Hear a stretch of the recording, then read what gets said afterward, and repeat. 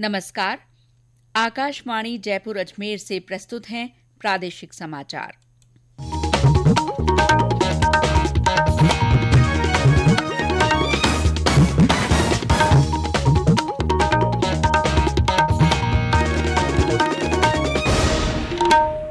मुख्य समाचार। प्रधानमंत्री नरेंद्र मोदी ने कहा, कनेक्टिविटी भारत के विकास में महत्वपूर्ण भूमिका निभाएगी। केंद्र सरकार ने आधार नियमों में संशोधन किया, अब 10 साल में सहायक दस्तावेजों को अपडेट करवाना जरूरी।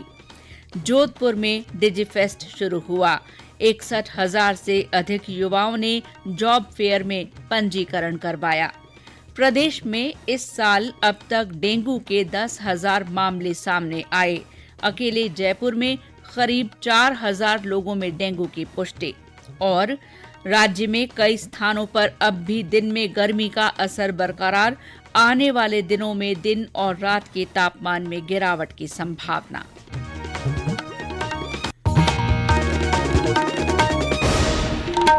समाचारों के साथ मैं शीला चावला और अब समाचार विस्तार से।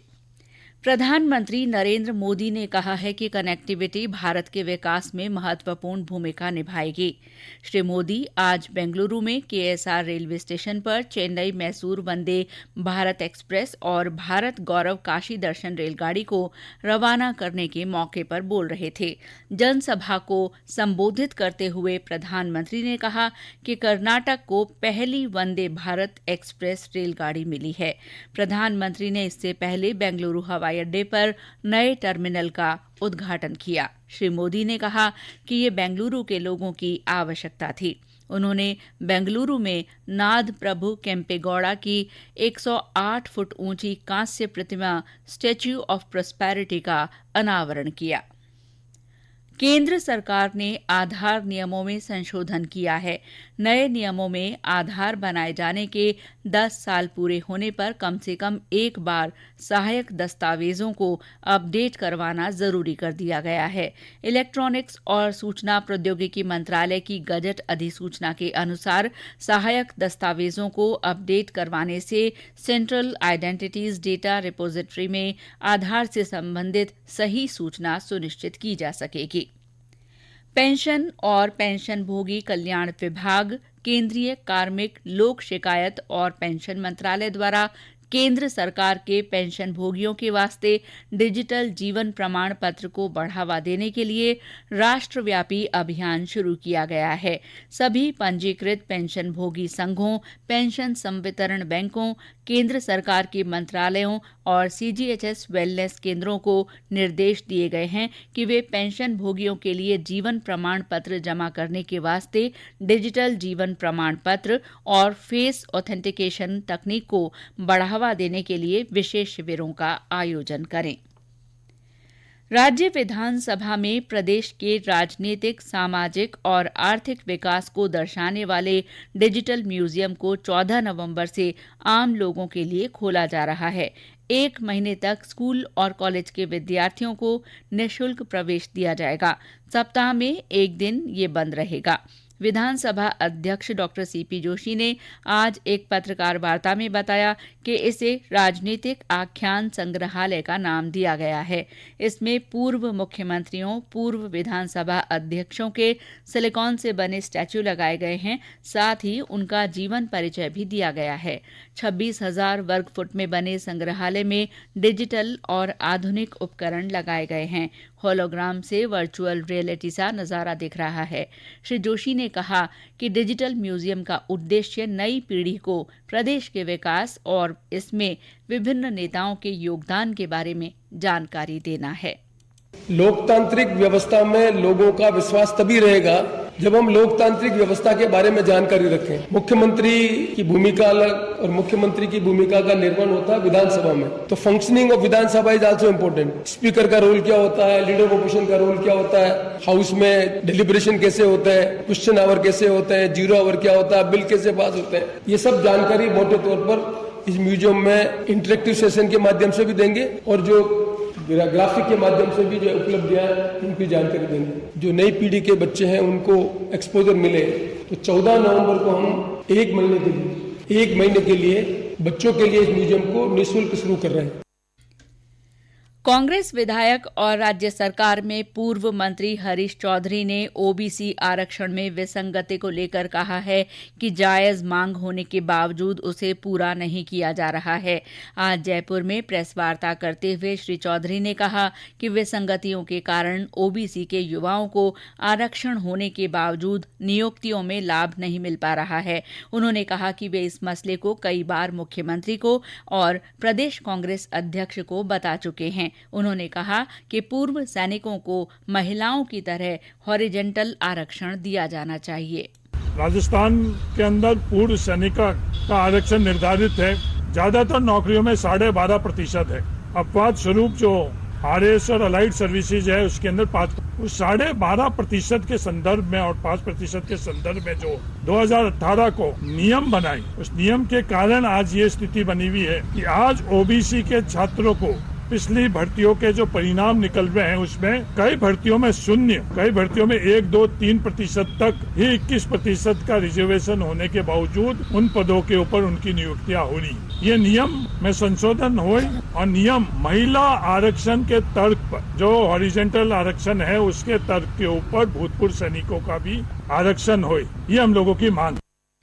गौरतलब है कि श्री चौधरी ने कल एक ट्वीट कर कैबिनेट बैठक में इस मामले पर निर्णय नहीं करने को लेकर नाराजगी प्रकट की थी। कुछ अन्य विधायक और कांग्रेस के नेता भी इस मसले का हल निकालने की मांग कर रहे हैं।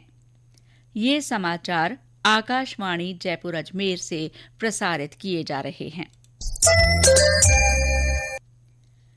सूचना प्रौद्योगिकी और संचार विभाग की ओर से जोधपुर के राजकीय पॉलिटेक्निक कॉलेज में राजस्थान डिजिफेस्ट 2022 आज से शुरू हुआ।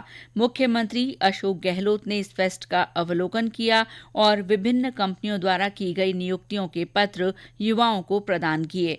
हमारे संवाददाता ने बताया कि जॉब फेयर में अब तक 61,000 से अधिक युवाओं ने पंजीकरण करवाया है।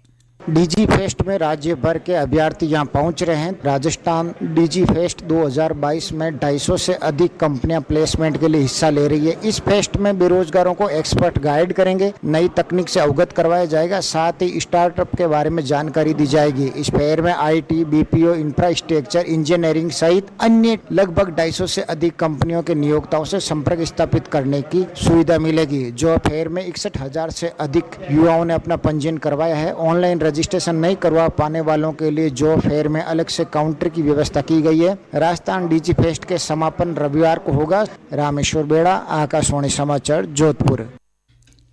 प्रदेश की लोकप्रिय वरिष्ठ नागरिक तीर्थ यात्रा योजना के अंतर्गत 5वीं ट्रेन आज जोधपुर से गंगासागर के लिए रवाना हुई। 1,000 से अधिक यात्री इस ट्रेन के जरिए निःशुल्क गंगासागर तीर्थ स्थल का भ्रमण करेंगे। देवस्थान मंत्री शकुंतला रावत ने सभी तीर्थयात्रियों की सुगत यात्रा के लिए मंगल कामना की। उन्होंने कहा कि देवस्थान विभाग द्वारा बुजुर्ग यात्रियों की आरामदायक यात्रा के लिए सभी इंतजाम किए गए हैं। पूर्व में गई 4 ट्रेनों से आए यात्रियों से भी फीडबैक लेकर व्यवस्थाओं को बेहतर किया जा रहा है। श्रीमती रावत ने बताया कि 5वीं ट्रेन में 577 यात्री जोधपुर से और 401 यात्री जयपुर से यात्रा कर रहे हैं। इस योजना के तहत प्रदेश के 20,000 वरिष्ठ नागरिकों को देव स्थलों का भ्रमण करवाया जा रहा है। इनमें से 18,000 यात्रियों को ट्रेन से और 2,000 यात्रियों को हवाई जहाज से यात्रा करवाई जा रही है। राज्य के ज्यादातर जिलों में डेंगू के मरीज बड़ी संख्या में अस्पतालों में पहुंच रहे हैं। स्वास्थ्य विभाग के अनुसार इस साल में अब तक करीब 10,000 डेंगू रोगियों की पुष्टि हो चुकी है। इनमें से 3,900 केस अकेले जयपुर में मिले हैं। पिछले महीने पूरे प्रदेश में 4,500 से ज्यादा लोगों में डेंगू रोग की पुष्टि हुई है। सितंबर में भी 3,000 से ज्यादा मामले मिले। स्वास्थ्य विभाग के अधिकारियों के अनुसार सबसे ज्यादा मामले जयपुर जिले में हैं। इसके अलावा बाड़मेर, दौसा, बीकानेर और उदयपुर में भी अन्य जिलों की तुलना में ज्यादा केस मिल रहे हैं।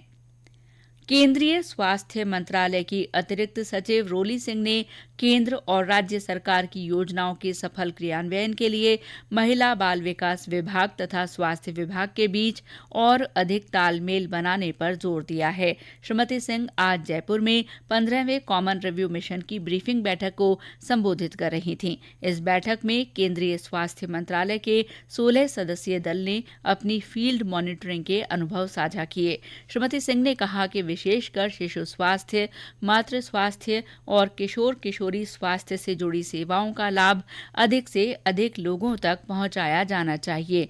उन्होंने कहा कि स्वास्थ्य योजनाओं, कार्यक्रमों की गतिविधियों को और अधिक समन्वय के साथ लागू किया जाना चाहिए। प्रदेश में नवंबर आने के बावजूद अभी तक कई स्थानों पर दिन में गर्मी का असर बरकरार है। पिछले 2 दिन में कई स्थानों पर हुई बारिश के बाद भी दिन और रात के तापमान में कोई बड़ी गिरावट दर्ज नहीं की गई है। कई जिलों में अभी भी रात का तापमान 15 डिग्री सेल्सियस से ऊपर दर्ज किया गया है। राजधानी जयपुर में पिछले 2 दिन में अच्छी बारिश दर्ज की गई है। आज सुबह जयपुर शहर सहित कई शहरों में कोहरा छाया रहा। आज चूरू में सबसे कम 12.6 डिग्री सेल्सियस न्यूनतम तापमान दर्ज किया गया। इसके अलावा हनुमानगढ़ के संगरिया में 13.6 डिग्री सेल्सियस, पिलानी और नागौर में न्यूनतम तापमान 13.7 डिग्री सेल्सियस रिकॉर्ड किया गया। मौसम विभाग के अनुसार आने वाले दिनों में उत्तरी जिलों में दिन और रात के तापमान में गिरावट होगी और सर्दी का असर बढ़ेगा। और अंत में मुख्य समाचार एक बार फिर। प्रधानमंत्री नरेंद्र मोदी ने कहा है कि कनेक्टिविटी भारत के विकास में महत्वपूर्ण भूमिका निभाएगी। केंद्र सरकार ने आधार नियमों में संशोधन कर 10 साल में सहायक दस्तावेजों को अपडेट करवाना जरूरी कर दिया है। जोधपुर में डिजिफेस्ट शुरू हुआ। इसमें 61,000 से अधिक युवाओं ने पंजीकरण करवाया है। प्रदेश में इस साल अब तक डेंगू के 10,000 मामले सामने आए हैं। अकेले जयपुर में करीब 4,000 लोगों में डेंगू की पुष्टि हुई है। और राज्य में कई स्थानों पर अब भी दिन में गर्मी का असर बरकरार है। आने वाले दिनों में दिन और रात के तापमान में गिरावट की संभावना है। इसी के साथ प्रादेशिक समाचार बुलेटिन समाप्त हुआ। नमस्कार।